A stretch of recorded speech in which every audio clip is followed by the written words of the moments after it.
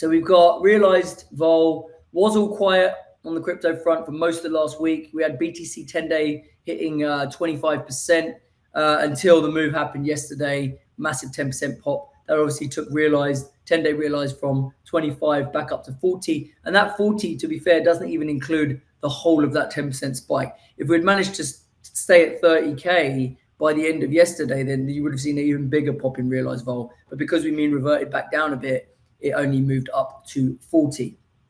Now, Ethereum realized did pop as well. Nothing quite like Bitcoin, from 30 to about 35. The implied vols did move up to track the spike in realized, but they are already off their highs as mean reversion does kick in pretty quickly. And profits got taken on some October upside that people had bought opportunistically. So they were able to flip that for very decent returns, maybe 10x type returns in a day. If you had bought some October upside, you probably would have made close to 10x on that. Okay, now this move, I do think should remind short gamma players that the risk of being short gamma on a 30 handle is pretty big.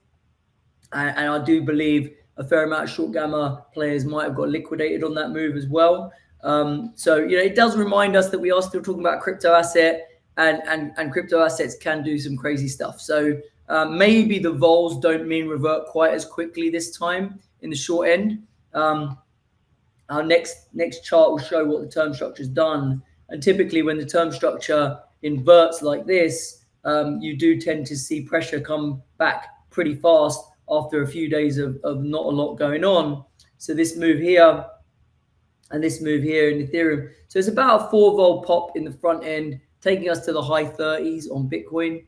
So the question is, does it just mean revert straight back down within a couple of days like it normally does? Or is the memory of this spike going to tell people, actually, we need to be a bit careful here. We need to receive a little bit more premium to be comfortable selling gamma on this stuff now that we know these type of crazy moves in minutes are possible. And it's very hard to hedge a short gamma book when it's moving that fast. So that's just something I'm thinking will prevent the front end collapsing back down quite as fast as we're used to seeing it. In terms of the long end of the curve, we did see a very slightly offered in September next year. So that's the longest part of the curve. But generally pretty unchanged in Bitcoin when we look at March 24 and out. If we look at June and Sep Ethereum for next year, they're actually softer by about 0.6 of a vol. So that Vegas still coming under a little bit of pressure. Front end did catch a bid on ETH, but remember ETH realized not quite as good as Bitcoin. Therefore, the bid wasn't quite as strong there. So that's kind of what we're seeing in terms of term structure. If we look at the relative value spread between Ethereum and Bitcoin vols, we had said that even though Ethereum was out realizing Bitcoin for the last few weeks, they wouldn't let that spread trade positive. They wouldn't let Ethereum vol go above Bitcoin vol because the options market was pretty clear. The Bitcoin's in the driving seat. We're not believing that this realized performance of Ethereum is going to persist. That turned out to be bang on the money. And obviously this big move has taken the realized 10-day spread to -7. So Bitcoin 7 vols over Ethereum. And as a result, we've seen a collapse back down in the relative value curve. That green line represents the term structure of the spread, which is pretty much around -5 across the entire curve. So whatever maturity you want to pick, we're looking at Bitcoin vol roughly 5 vols above Ethereum vol as the option market has kind of been proven right. Bitcoin very much in the driving seat. That's the thing that's going to drive the volatility, and it's very, very evident in that spread this week. And then the last thing, Bitcoin, the cross rate is approaching supports of June 2022, as I mentioned, but because it's happening without Ethereum spot breaking down, it's actually because Bitcoin's breaking up. Now, if we did see a break below 1500 in Ethereum, that would likely lead to higher realized on Ethereum, and we could see this vol spreads flip back the other way. But I think it needs a break to the downside in Ethereum for that to happen, right? Outside of that, and crypto markets doing okay and kind of status quo or grinding higher, we think positional factors will continue to suppress Ethereum vol. We think overwriters will continue to come, and Bitcoin will be the thing that kind of leads the way on the upside. Okay. And then looking at SKEW, as always, SKEW loves a move. It kind of responded to that shift higher as well. So we got the call wing getting excited again.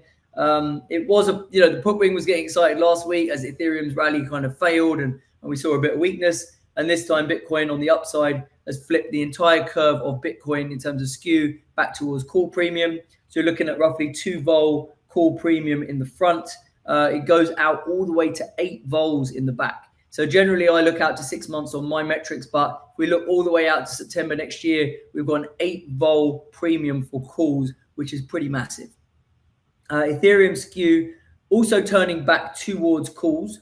The front end weeklies have got into call premium small, like 1 vol. The middle part of the curve, 1 month to 3 month, is still 2 vol premium for puts in Ethereum, but it was trading at like 7 vol premium for puts last week. So pretty material repricing still. But the back end calls are interesting in Ethereum. If we go all the way to September 24, they're also at around 7 vols for calls, which is quite spectacular because even without the ETF on the horizon, looking out that far, almost a year in the future, the market's saying, yeah, Ethereum's going to fly as well, just like Bitcoin, and we're willing to pay a significant premium for long dated upside, even in Ethereum, even though in the short term, Ethereum just isn't really moving that much.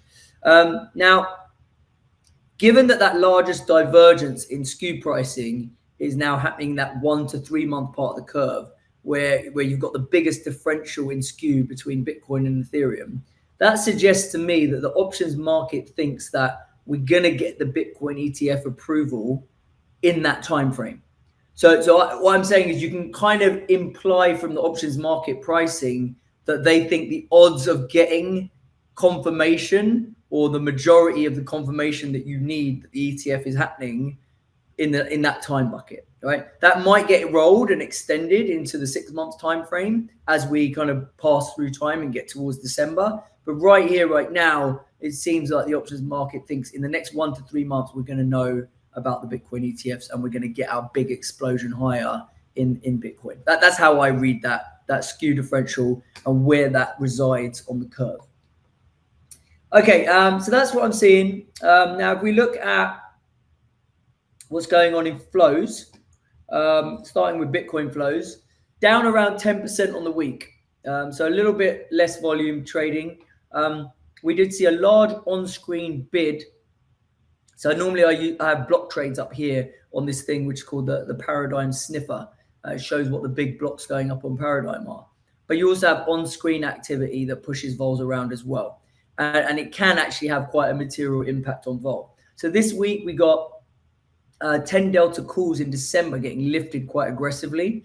So that was in the 36K area in December, in 36K strikes in December options. And that pumped the implied vols higher. And what that did is that attracted block trades and attracted like the professionals to come in and say, okay, we're going to fade that really expensive 10 delta upside that people are paying up for. We're going to do call spreads in December, like the 32K, 37K call spreads. And then they also looked at November, December call calendars, selling that expensive Vega to buy some Gamma and buy some November. So those are the sort of trades that we saw happening, but it was kind of triggered by this really aggressive upside bid that we saw in that 10 delta call area. And then after we got the pump in spot, we also saw put spread buying come back in October, 27, 26, 27, 25, those type of put spreads people were buying to opportunistically kind of get some hedges on or speculate that the thing's going to mean revert back down. Okay, those are your main Bitcoin clips. And then if we look at Ethereum, actually a spike in volume, so about a 40% uptick in volume in Ethereum in terms of notional flows. We saw some two-way activity in calls for a change. So we saw a bid, again, similar thing to what we saw in Bitcoin, a big bid for December 2000 calls. That helped pump the call wing up. We saw the usual selling flows that we see from overwriters. So we saw December 1700 calls get sold in decent size. But then we saw November call selling as well. But then on the flip side of that, we saw October, November call calendars being bought, which makes a change there. As you know, people who were long October calls were happy to roll them into November. So that's kind of the two-way that we saw in calls. And then on the downside, the 1400 puts were the big one. They were sold across the curve from November, December, and March expiries. And they were either sold outright, some outrights in December, or they were being sold as part of bullish risk reversals in March and in November. So those are your main flows in Ethereum. Now, looking at gamma positioning, I'd say it's a bit more balanced than it was last week. BTC dealer gamma positioning has been flat week on week, although it did spike lower to be more negative when we popped up above 30K. Now on that fake news. Now, around these levels, I think positioning is balanced, but if we do rally again, we are going to, not only are we going to move towards short strikes at 30K and above, but we're probably going to see more call buying come in, particularly if the news is something that is considered sustainable, and that's probably going to take dealers short again. So I think that the market kind of is going to see that type of flow still if Bitcoin does trade higher. Now, looking at Ethereum dealer gamma, we did see quite a lot of longs on the upside last week. That is rebalancing a bit.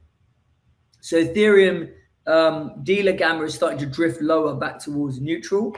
And that's because a few October, if you look at these purple bars, it basically shows us that we've got a little bit of October gamma being lifted out of dealers' books. So these big blue bars are your November calls that the call overwriters keep supplying on the 1650 and the 1700 strikes.